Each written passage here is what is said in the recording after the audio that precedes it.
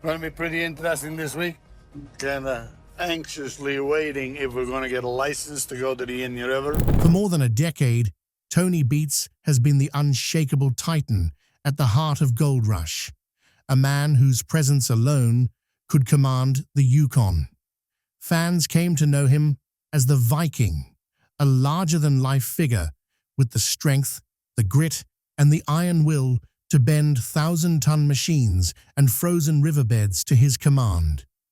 Season after season, Tony represented everything people admired about the unforgiving world of gold mining: absolute determination, fearless decision-making, and a refusal to back down even when the odds were stacked against him. But this year, something felt different. Something subtle at first, but powerful enough to send a shockwave across the entire Gold Rush community. Viewers began noticing that Tony was no longer the unstoppable force he once was. He appeared less often in the thick of the action, less explosive in energy, and far more weighed down by something no one could name. On social media, the questions grew louder, rumors began swirling, and the fear that something was terribly wrong spread like wildfire. For weeks, Tony Beets stayed silent, something completely unlike him. The man who always spoke his mind suddenly said nothing at all, and that silence became the loudest alarm of all. Was it age finally catching up? Had years of brutal Yukon winters taken a toll? Was it a private family matter? Fans didn't know, but many were bracing for the worst. And then, at last, Tony himself stepped forward and revealed the truth. What he confirmed is far more emotional, far more devastating, and far more human than anyone expected. This isn't about gold numbers or season rankings. This is about the personal toll behind the legend. The news that signals the end of an era for one of the greatest miners the show has ever seen. Before we begin this deep dive into Tony's heartbreaking announcement and what it means for the future of Gold Rush, make sure you hit that like button, subscribe to the channel, and turn on all notifications, because what you're about to hear will forever change the way fans see Tony Beets, the Viking of the Yukon. For years, Tony Beets has been the immovable pillar of Gold Rush, a man who dominated every frame with his booming voice, powerful presence, and unstoppable drive. But this season, something began to change. Not suddenly, not dramatically, but quietly. Fans who had followed Tony for more than a decade started noticing subtle shifts that felt deeply out of character. He was appearing less frequently in high-pressure scenes, stepping back from the heavy machinery he once commanded with absolute confidence. The Viking of the Yukon, once known for storming across the mining grounds with fire in his eyes, now seemed more reserved, more distant, more tired. At first, viewers brushed it off as natural exhaustion or a bad filming week, but as episodes rolled on, the shift became impossible to ignore. Gone were the relentless 18-hour days and the explosive command that defined his leadership. Instead, Tony appeared contemplative, often standing in the background while his children handled the action. His tone softened, his movements slowed, and the spark that made him one of the show's strongest forces seemed dimmed.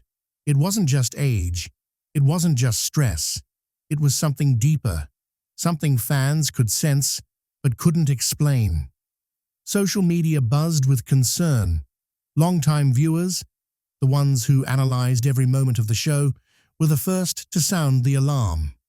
Posts began popping up on Reddit and Facebook. Why does Tony look so tired this season? Why isn't he operating equipment anymore? Something is wrong.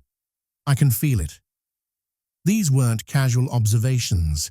They were the instincts of a community that had watched Tony for years and knew his energy better than anyone.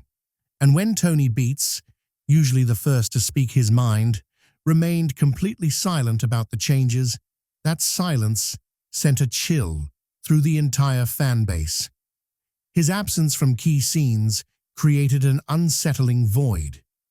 The mining ground, once filled with his booming commands, now operated with an eerie quietness. Even his crew seemed different, working with a caution that hinted they knew more than they could say.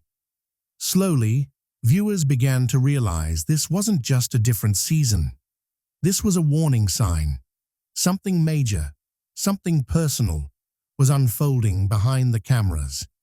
And for the first time in years, Tony Beets didn't look like the man in control of the chaos. He looked like someone carrying a burden too heavy to hide. This mysterious shift didn't just raise questions, it created a kind of emotional tension that spread across the entire Gold Rush community. What was happening to Tony? Why wasn't he addressing the rumors? And why did it feel like something far more serious was brewing beneath the surface? What fans didn't know was that this silent change was only the beginning. As the silence grew and the mystery deepened, theories began to explode across social media. But were these rumors close to the truth or completely off the mark? The moment Tony Beets' presence began to fade from the screen, something shifted across the entire Gold Rush community. What started as a few subtle whispers quickly exploded into a full-scale digital frenzy. Fans who had watched the Viking conquer impossible terrain, rebuild broken machinery, and push through storms like they were nothing, suddenly found themselves facing a question they had never imagined. Where is Tony? And why does it feel like he doesn't want to be found? Within days, social media turned into a living storm, an uncontrollable wave of theories, debates, and emotional panic. Longtime viewers flooded Reddit, dissecting everything from Tony's last recorded interviews to the background details of recent episodes. They noticed what most people missed: slight tremors in his voice, longer pauses, moments where he stared off in the distance as if carrying a weight he couldn't speak about. These tiny details became evidence, feeding massive threads where fans tried to assemble a truth hidden between frames. Facebook was no different. Entire communities dedicated to Gold Rush lit up with discussion. Posts with titles like "Is Tony okay?" and "We need answers" raked in thousands of reactions. People who had followed the Beets family for years shared heartfelt messages, some fearful, some hopeful, some desperately trying to convince themselves that Tony was just taking a well-earned break. But the unease kept growing. Each hour without a statement from the Beets family pushed the speculation into darker territory. YouTube creators joined in, posting analysis videos, breaking down scenes where Tony looked strangely fatigued or emotionally distant.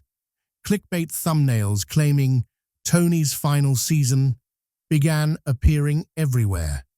Even news articles hinted at major changes coming to the Gold Rush cast lineup. The entire internet became a rumor factory, and the production team's refusal to comment only added gasoline to the fire. But the most disturbing part wasn't the theories, it was the silence. The Beets family, usually active and brutally honest, went completely dark. No posts, no updates, no reassurances. Fans waited for even a single sentence, but none came. And silence, in situations like this, is louder than any rumor. It suggests caution. It suggests fear. It suggests that something real is happening. Something too big, too painful, or too private to reveal. The more days passed without answers, the more the storm intensified. Some feared that Tony was battling severe health complications. Others believed something had happened within the Beets crew or to the family itself. A few claimed they had inside information, but without proof, these stories only added to the chaos. Every new theory twisted the emotional tension tighter. until even casual viewers felt the weight of something coming. By now, it was no longer just speculation, it was a collective dread.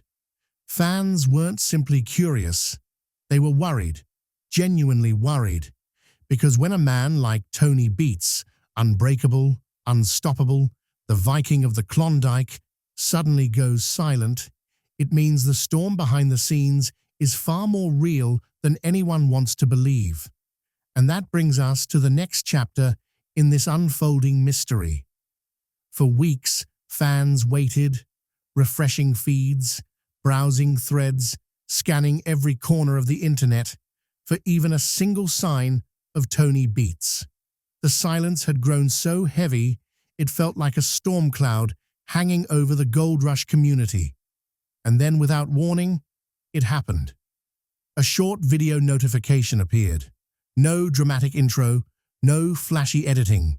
Just Tony, sitting alone, looking more human, more vulnerable, more exhausted than viewers had ever seen. This was the moment fans feared and needed at the same time. Tony's voice, usually booming with confidence, entered with a trembling softness. He took a long breath before speaking, one that told the world this wasn't about machinery, mining setbacks, or production drama. This was something deeper, something that had been quietly building inside him long before the cameras noticed. He confirmed what his silence had been hiding, a truth far more personal and heartbreaking than any rumor had guessed. Tony admitted that the toll of decades in the mining world had finally caught up with him. Not just the physical exhaustion from battling countless seasons of brutal Yukon terrain, but the emotional weight of carrying a family business, a global fan base, and the expectations of being the Viking, the unbreakable icon of Gold Rush. He revealed that he'd been fighting private battles, ones he believed he could handle alone, until the pressure finally became too much to bear. He spoke of sleepless nights, of stress building to a point where even getting out of bed felt like a war.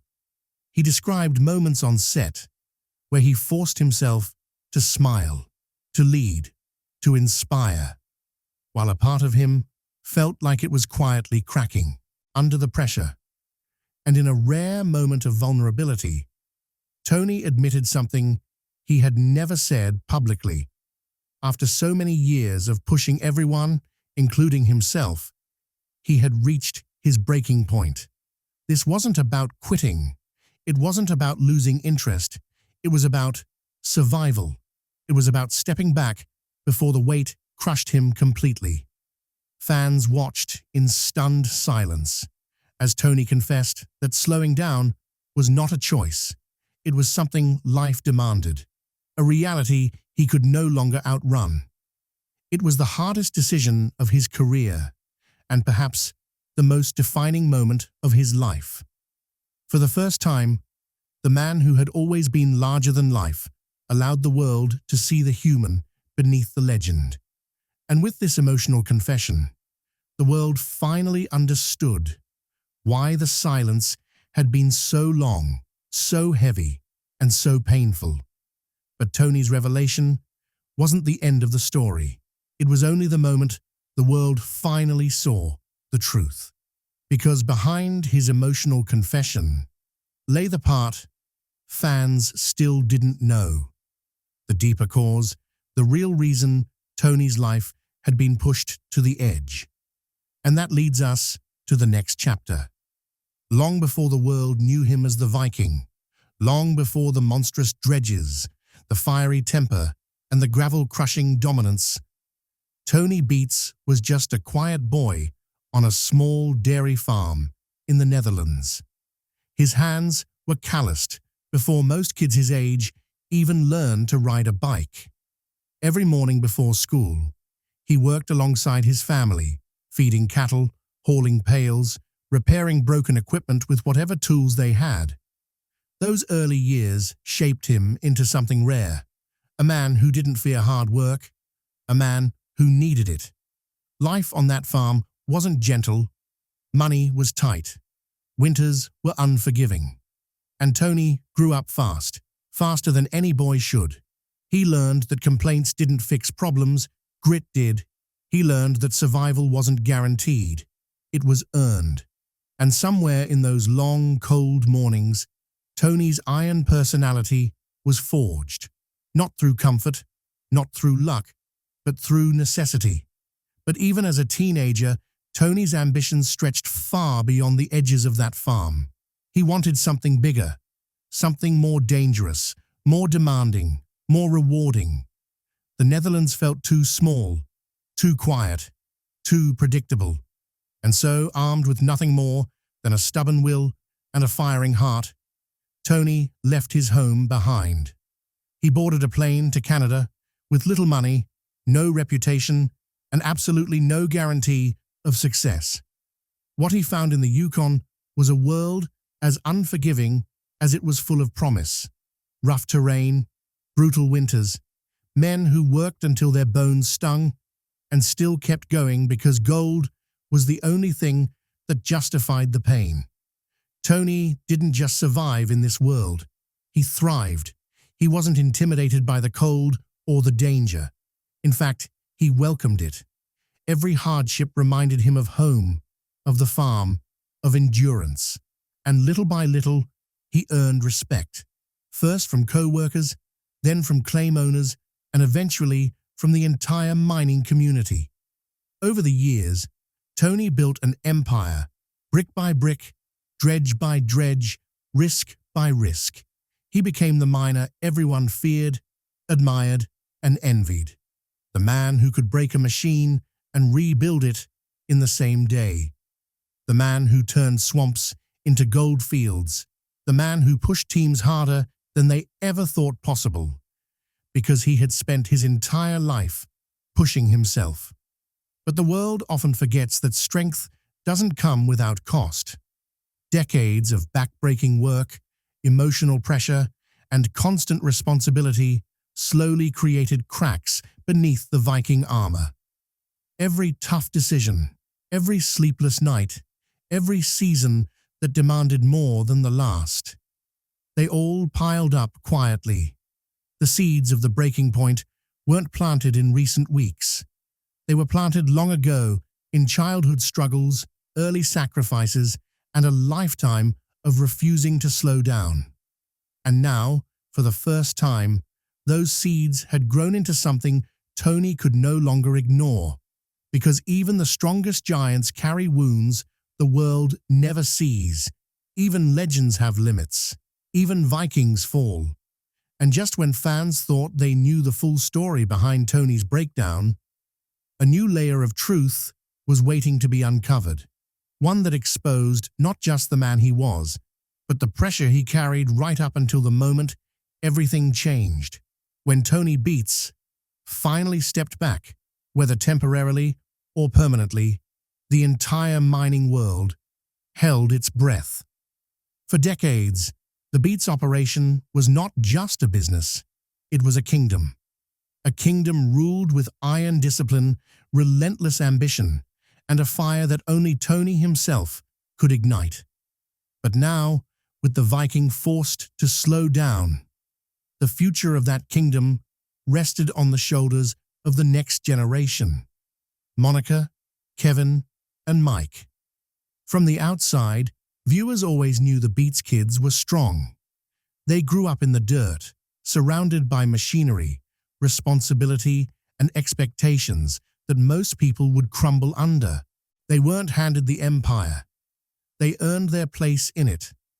Monica, sharp and tough, developed into one of the most capable women in the mining world. Kevin, quiet but intelligent, became Tony's right-hand problem solver. And Mike, determined and hands-on, took on the physical and mechanical challenges head first. But running the Beets empire is something else entirely. For years, Tony carried the weight alone. The decisions, the risks, the finances, the failures, the victories. Now, for the first time, the children were stepping into roles their father had shielded them from. They weren't just mining gold anymore. They were protecting a legacy. And with that legacy came pressures they weren't fully prepared for. The first challenges hit immediately. Machinery breakdowns Tony would have fixed faster than anyone, crew conflicts that Tony would have shut down with a single glare, and business negotiations that suddenly felt heavier without his presence at the table. The kids had the skill, but did they have the authority, the instinct, the fire? Fans watching from home felt the tension.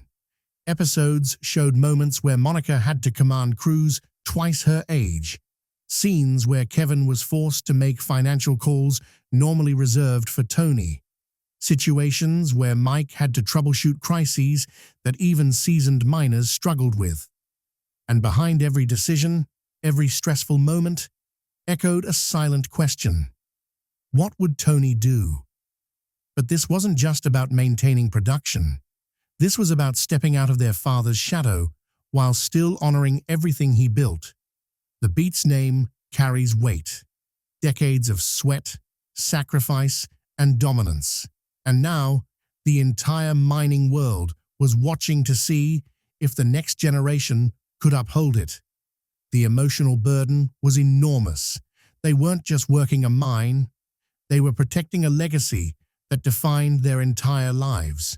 And deep down, they knew the truth. If they failed, it wouldn't just be a business loss, it would be a personal blow to the man who had given everything to put them there. Yet despite the challenges, something remarkable began to happen. Slowly, steadily, the Beets children started to find their rhythm. They made decisions confidently. They managed crews with authority. They solved problems Tony himself would have been proud of. It wasn't perfect. How could it be? But in the cracks of uncertainty, the world started to see the beginning of a new era. An era shaped by Tony's teachings, but led by his children. Still, questions linger in the air. Can they truly maintain Tony's empire without him standing beside them? Can they withstand the same storms their father weathered for decades? And what hidden obstacles are waiting just beyond the next season? Tony Beets' announcement didn't just shake the Gold Rush community, it redefined it. For years, viewers believed he was unbreakable, a force of nature, a man who could stare down the Yukon's worst storms and still walk away victorious. But now, for the first time, they were forced to face a truth they had never prepared for. Even legends grow tired. Even giants need rest. Even Vikings eventually lay down their armor. Tony's message, raw and honest, felt like the closing of a chapter that had lasted more than a decade. No explosions, no gold-stained triumphs, no epic season finale, just a quiet confession from a man who had spent his entire life fighting to remain unshakable. Suddenly, the reality hit fans like a punch to the chest. The Tony Beets era might be ending. It wasn't just about mining. It wasn't just about the show. Tony symbolized something bigger. Grit, resilience, fearlessness, the belief that impossible goals could be conquered with muscle, dirt, and stubbornness. Viewers who had watched him battle breakdowns, family losses, bad ground, and brutal winters now struggled to imagine Gold Rush without his thunderous voice echoing across the mine. But Tony's announcement carried a deeper message, one layered not in defeat, but in transition. He wasn't giving up. He wasn't quitting mining forever. He wasn't disappearing. Instead, he was facing something many men avoid until it's too late, the need to protect himself, to step back before the grind crushed what was left of him, to let the next generation carry the weight he had carried alone for decades. And yet beneath his words, there was a strange energy, a spark that hinted at something more. Retirement? Not exactly. Reinvention? Perhaps. For a man like Tony, stepping away from the mine doesn't mean stepping away from purpose. The Yukon had shaped him, but it never defined him fully. Fans could feel it in his tone. Tony wasn't walking into an ending. He was walking into the unknown. Because sometimes the end of an era isn't the end at all. Sometimes it's the beginning of a story no one expected. And that brings us to the final revelation.